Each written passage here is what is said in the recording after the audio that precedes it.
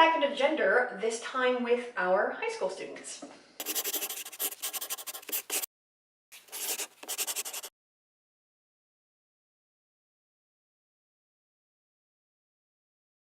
Hi, I'm Nadine, Thornhill sexuality educator. Welcome back to Save Sex Ed, the series where I, or today we, teach every sex education module from Ontario's 2015 Health and Phys Ed curriculum. So if this is your first time and you're not sure what this is all about, there's going to be an eye above our heads. Just click that and you can learn all about it. Also, you can subscribe to this channel. Just click on the subscribe button. It's underneath us down there. Also click the bell, and that way you will get a notification every time I upload a new video. Joining us once again is Faye. Faye, tell us about yourself. Hi folks, so my name is Faye Johnstone. My pronouns are she and they, and I am a sexuality and gender educator working out of Ottawa, but mostly working with LGBTQ young folks, and advocating for LGBTQ young folks to get better access to healthcare services, mental health services, and inclusive communities. The Health and Phys Ed curriculum for grades 9 through 12 outline the following learning objectives for grade 9.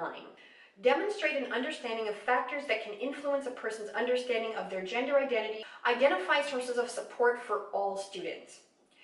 So Faye is going to walk us through a couple of really great activities, to help deepen our understanding of all things gender. So the first activity is kind of just starting to explore that idea of gender identity versus gender expression. And so what you're going to need is the Gender Unicorn, which is this phenomenal resource that will be linked in the description, that kind of just starts to break down gender identity and expression, and the difference between those things and things like sexual orientation or biological sex. So to start this activity, you want to bring up the Gender Unicorn, which is linked in the description, and then you want to slowly walk through the different aspects that it highlights. Okay. So it walks you through the difference between gender identity and gender expression, gender identity being your internal sense of gender, right, and then your expression being how you present that externally. Right, and we actually talked about it in more detail in the last video, so again, I'll link that in the eye above and down below. And then you also, it also highlights things like biological sex. So when you're born and the doctor's you have these bits, and so you must be this gender. It just talks about the difference between, and talk with your students about the difference between biological sex and gender identity. And then finally, the Gender Unicorn talks about sexual attraction and sexuality, and so you can have a conversation a little bit about what sexuality is and how it, again, is different, as we said, from gender and gender identity. Once you've had a chance to kind of build that basic understanding of the difference between identity and expression and sexuality and all of that jazz, you want to start exploring some of the different ways that different factors that can influence one's experience of their gender. Okay. And so that is a complicated conversation, because gender is so complicated, and the society we live in is so complicated. Right. The way that we experience our gender is influenced by things like race, income and ability. So for me, for example, existing as somebody from a middle class background, a white person, a person who is able-bodied, I experience a lot of privileges as a person in this world. Right. But also as a trans person and as a trans feminine person, I experience things like transphobia and misogyny. And those very much shape how I exist in this world. For me, as a black woman, I experience racism and I experience misogyny. I experience misogynoir, which is when the two happen at the same time. I've spoken in other videos on my channel about how, for me, my gender is actually very intrinsically linked to my race. I don't just identify as a woman, I identify as a black woman. But there are, I also find a lot of joy in that identity, and I also enjoy a lot of social privileges. I'm similarly, middle income or possibly even upper income. I am, well educated. I also just, growing up, very much learned sort of how to navigate, a patriarchal and white supremacist society. So even that can afford me certain privileges that other people may not have. Exactly. And so in this activity, I recommend basically having the kind of conversation we just did, and how that means that everyone's experience of gender is actually very distinct from that of their peers, or it might be very different from that of some of their friends.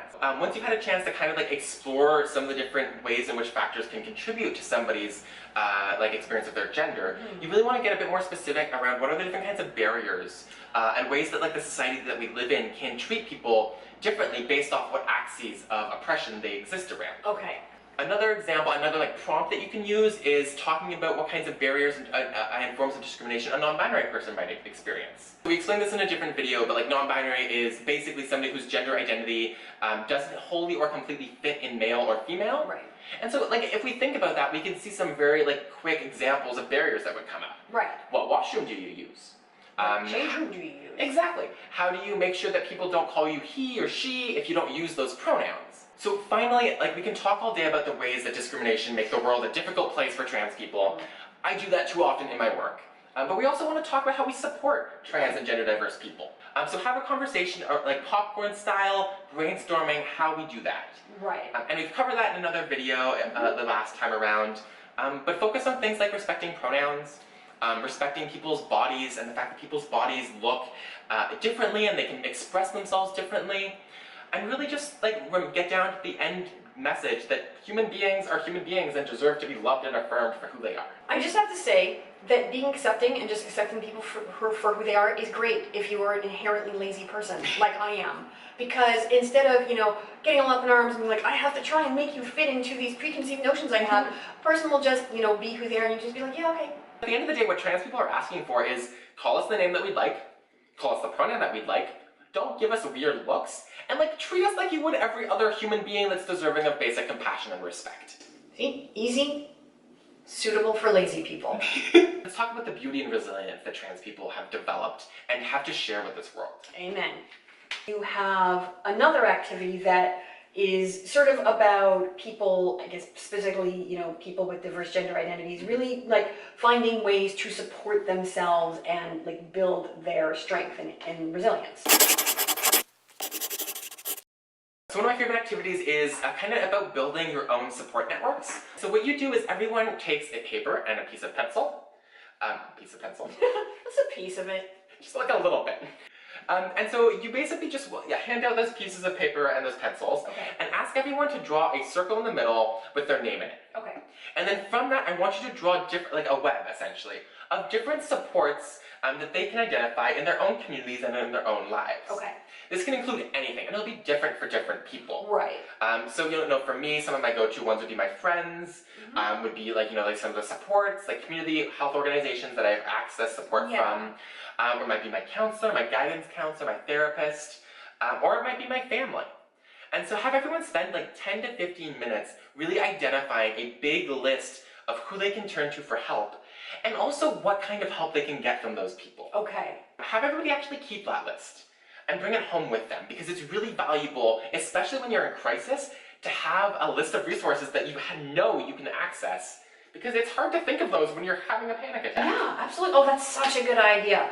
As someone who lives with anxiety, that would be super helpful. Right? Yeah. Like, you don't want to be sitting there freaking out and have to like Google where to go for help. Yeah. So have a conversation in your class talking about organizations and supports that exist in your community that folks can access. And those don't just have to be about like gender things. They can be, hangout spaces. They can be, again, like mental health counseling or housing supports. Right. And so like kind of start identifying what kinds of services out there exist. If you have trans or non-binary or gender fluid kids at home, know that affirming their gender and their gender expression has been shown to have a significant positive impact on their mental and their physical health. So if you are curious or you are wondering, should I accept this or should I try to steer them in a different direction? You should accept it. I really think as parents and caretakers, do that legwork to demonstrate to your kid that you support them and that you will support them no matter what, before, during, and after they're coming out. That makes the biggest difference to these young folks. It is a really heartbreaking thing to see young folks who don't have any connection to their families because their families weren't safe to them. Yeah.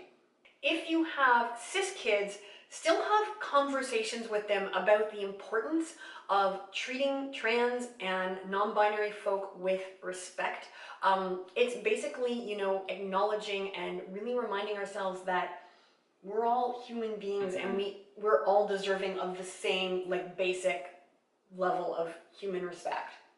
Regardless of your child's identity, working with them to identify like personal, peer, and community resources for, you know, when they're struggling, because we all struggle, is really, really valuable.